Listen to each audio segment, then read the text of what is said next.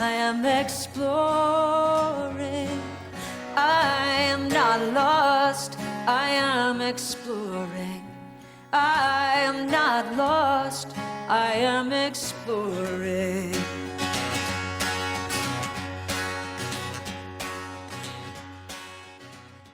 Hi, everybody. Welcome to Nomadic Diaries.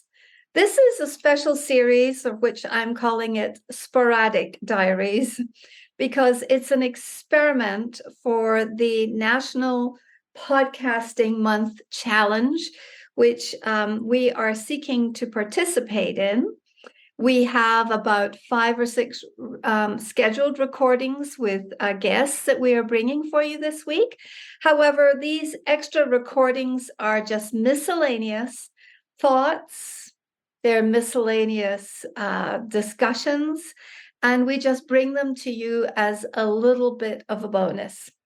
So today I would like to talk about, my name is Doreen Cumberford. I am with Nomadic Diaries, today's Sporadic Diaries. And I'd like to share what I call multicultural whiplash or cultural whiplash. Yesterday, I had an experience, and I thought I could bring it to you today to see how we can possibly learn and ponder and come away with some takeaways. Here in Mexico, the Day of the Dead celebrations have become absolutely over the top. I think it was a celebration that in the past was very, very traditional and very normal amongst, and very low-key probably, amongst Mexican families. And they would take a day to go to the cemeteries. This started in the province of Michoacan, I believe. And in that state, they would go to the cemeteries and they would visit their ancestors or their relatives. Now, I'm from Scotland, and so all of my ancestors and relatives are from the UK. And I had never been exposed to this. And I'm ashamed to say that I had never visited my parents' cemeteries in Scotland since they've been buried, partly because I don't spend a lot of time there, partly because I choose to be with my living relatives and beloveds when I'm there, but partly because until I moved to Mexico, I honestly didn't appreciate the value of that. So we have celebrated the Day of the Dead, and in actual fact, it is a day when people bring not carnations, we bring marigolds to the cemeteries and lots of other flowers. And they take care of the graves. And they perhaps bring cigarettes or beer or Coca-Cola or whatever that beloved's preference was. So I chose to wait until Day of the Dead was over because we had family in town and we were celebrating our own way, which is to dress up as Katrines and Katrinas. Now, Katrines and Katrinas were considered the sort of sophisticated, toffee-nosed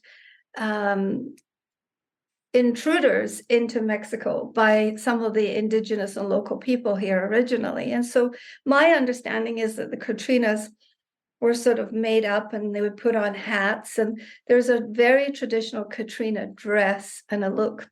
And it usually has a skeleton painted on their face. And over the years, this tradition has become very, very normal. And we all dress up. We have skeletons drawn on our faces. Some people have skeletons drawn on their arms and their bodies as well. And it can be very, very beautiful, very stirring, very emotional. And so after celebrating Day of the Dead on Wednesday and Thursday this week, when the locals were primarily visiting their beloveds, I took the time yesterday to go over to the cemetery here in San Miguel de Allende and visit the graves. Now, while I was in there, I was taking pictures of some of the graves. Some of the graves are for elderly people, some are for younger people, some are obviously for children, because they'd have teddy bears on them, or they'd have a blow-up balloon. They'd have statues of Guadalupe plus a blow-up balloon, which it was pointed out to me was in quite a high contrast of cultures. And as I was walking around, I discovered a place where there was a French grave, because it was all mounded up and it didn't have, it obviously hadn't been there too long. And there was an elderly man who was sitting close to it with his face inside a big container of flowers, and a younger man sitting on a stool nearby watching him. As I approached, the elderly man leaned back, stood up, and addressed me in Spanish.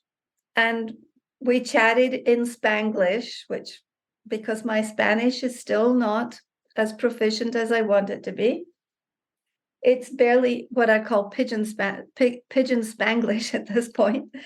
And he was explaining to me that the grave was for his father-in-law, which I still have trouble reconciling, because looking at this fellow, he was probably between 75, I think around 75 or 80.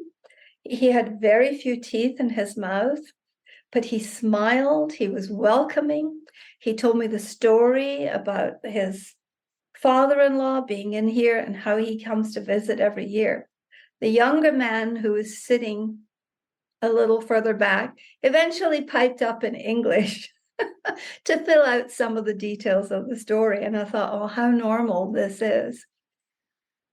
But I just have to say that they welcomed me into a very intimate spiritual moment. They were visiting, they were remembering, they were both just sitting there being totally quiet. And it was them who approached me and engaged me, and that was delightful. So after we chatted for a while, I got an invitation to his house in Senegita with a description of where he lives and an invitation for wine. And I thought, how charming, how welcoming, and how opening that was. After a few minutes, they said, okay, Adelante, it's time for you to move on. Keep going. So I walked away, but I walked away with an experience and a kernel of culture that will live with me for a very long time as I live here in Mexico. As I toured the cemetery, I discovered where the expat cemetery is. Now, a Mexican grave can look like anything. They're approximately the same size, they're lined up. Some people put metal bars around them, some have great big sort of sarcophagus things on them, some have lots and lots of concrete, some have statues, some have only flowers. But people had been in there putting flower crosses on them, and the vases of flowers and the impulsion of life that it gives you when you're in the cemetery full of flowers and color was kind of amazing. So on some of the graves, the little one, like I mentioned, you see the toys and things, and then on some of the others, you see stories and their dates. And it's just such a lovely experience to know that somebody had been to that grave in the last few days, cleaned it up, polished the stones, put the flowers down. Some of them put up flags. I mean, there's great attention to detail. And I think in the physical action of paying attention to these details is where life is, because every day we live through our senses and we're monitoring our senses, and our senses are taking in some sort of level of energy. So when we moved into the expat grave, they were all similar, all the same shape, all the same color, all the same design, all in a row in lines. And I thought, how interesting. This is the difference between Mexico and America, or Mexico and maybe other places. But in the US, I've noticed many graveyards are very, very similar, especially my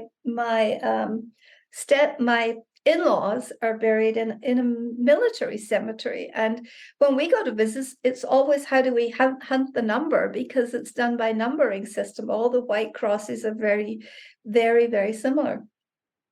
So the difference between the Mexican cemetery and the expat cemetery here was striking and startling and bold, and made me think about how we sort of have this cultural whiplash that goes on. Now, after I went to the cemetery, I had a little bit more cultural whiplash because we've been experiencing Day of the Dead. I went to the cemetery. I completed the Day of the Dead experience for me personally. And then I went to the grocery store. And what do we have in the grocery store? Lines of Christmas trees with big balls on them and fantastically huge, beautiful poinsettias that were probably 3 feet in diameter at every till. And I thought, oh, wait a minute, is this cultural whiplash or is this seasonal whiplash? Because all of a sudden I went from Halloween and skulls and Day of the Dead to beautiful Christmas decorations. And I did feel a little bit in shock when I got on my phone a few moments later.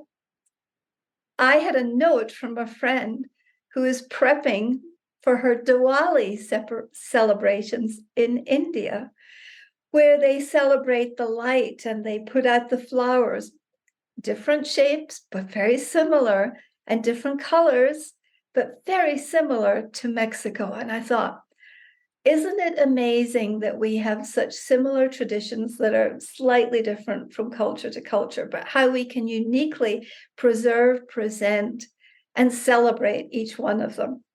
So that's my story about cultural whiplash or seasonal whiplash. And I'm wondering, wherever you are, what you're dealing with. If you would like to write in and with your commentaries, your comments, your challenges, or your feedback on this, we would love to hear it. Please like, follow, and subscribe to Nomadic Diaries wherever you find us on Spotify, particularly Apple Podcasts, and other directories. We would love to hear from you. Wherever you are, I know today that you are not lost, you are exploring. Signing off, Doreen.